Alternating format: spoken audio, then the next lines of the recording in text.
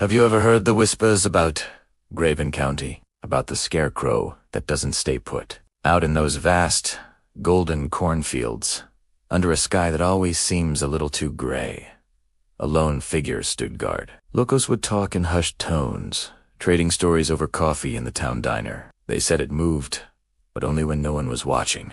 Old man Hemlock, who'd farmed that land for 50 years, swore on his life that every single morning that Scarecrow was a few feet closer to the dusty road that bordered the field. Just a little closer, day by day. Then the stories started coming from the road itself. Late-night drivers, heading home with the radio humming, would slam on their brakes. They'd report seeing something in their headlights at toll, lanky figured with straw hands, methodically walking between the rows of corn.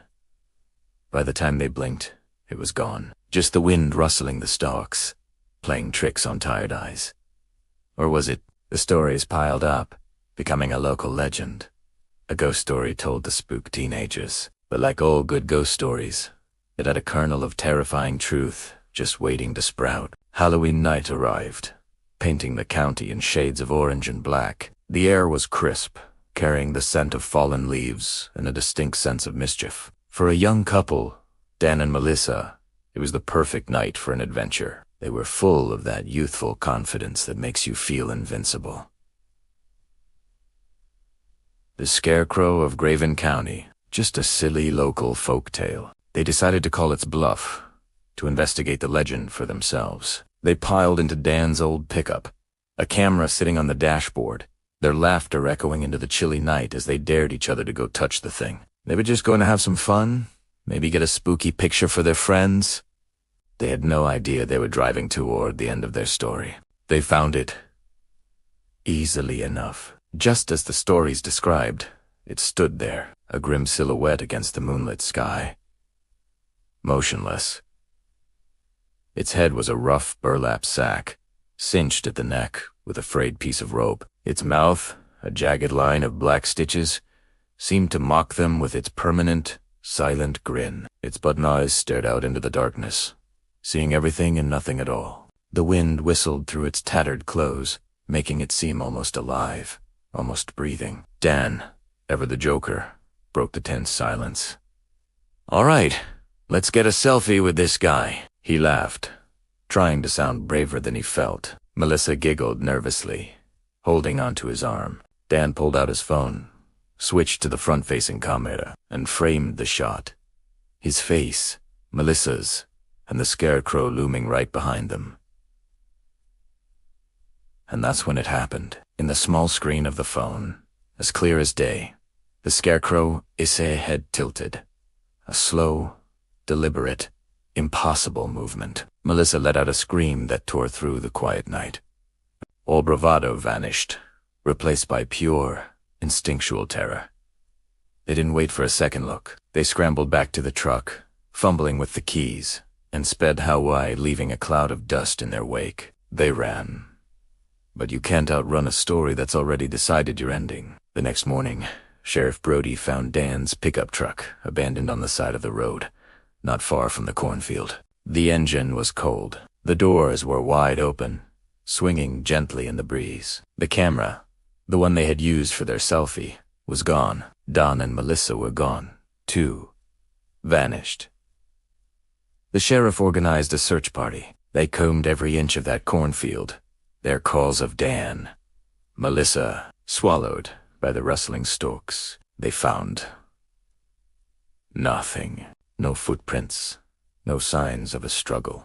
It was as if the couple had simply dissolved into thin air. The town was gripped by fear. The legend wasn't just a story anymore. 2 long, agonizing weeks passed. The hope of finding the couple alive had all but faded. Then, a hunter, tracking a deer near the edge of the old Hemlock farm, saw something glinting in the morning sun. It was the camera hanging by its strap from the Scarecrow's outstretched wooden hand, like a gruesome trophy. The sheriff retrieved it, his hands trembling slightly as he took it back to the station. He charged the battery, his gut twisting into a knot. He had to know what was on it. He pressed play. The footage was shaky, filled with the couple's nervous laughter at first. Then it showed the selfie attempt.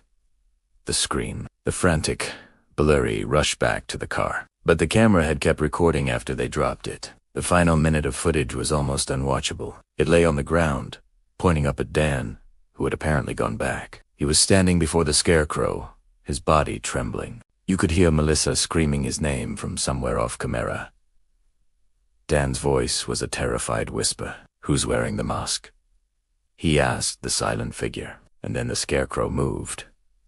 It raised its straw-stuffed hands, slowly, deliberately, and began to pull at the burlap sack on its head. Underneath the mask wasn't stuffing or a wooden post. It was a face, pale, slick, and utterly inhuman. Itad, no eyes. Just smooth patches of skin, but it had a mouth stretched into a wide, unnatural smile. The camera clattered to the ground as Dan must have dropped it in shock. The last thing the microphone picked up was Melissa's scream, fading as she ran deeper into the cornfield, followed by a chorus of chilling, whispering voices that seemed to come from the corn itself. "One mask off," the voices hissed. "One mask on." Sheriff Brody didn't file a report. He couldn't. What would he write? Instead, he took a can of gasoline and a book of matchas out to that field. He watched as the flames consumed the dry stalks and the terrible figure at its center, turning the local legend to ash and smoke. He thought that would be the end of it. He was wrong. The town tried to forget, but the field remembers. Every year, on Halloween night, when the veil between worlds is at its thinnest, a new Scarecrow appears in that charred, barren field. It looks just like the old one, but for one chilling detail. It always has one extra, crudely stitched hand sewn into its arm.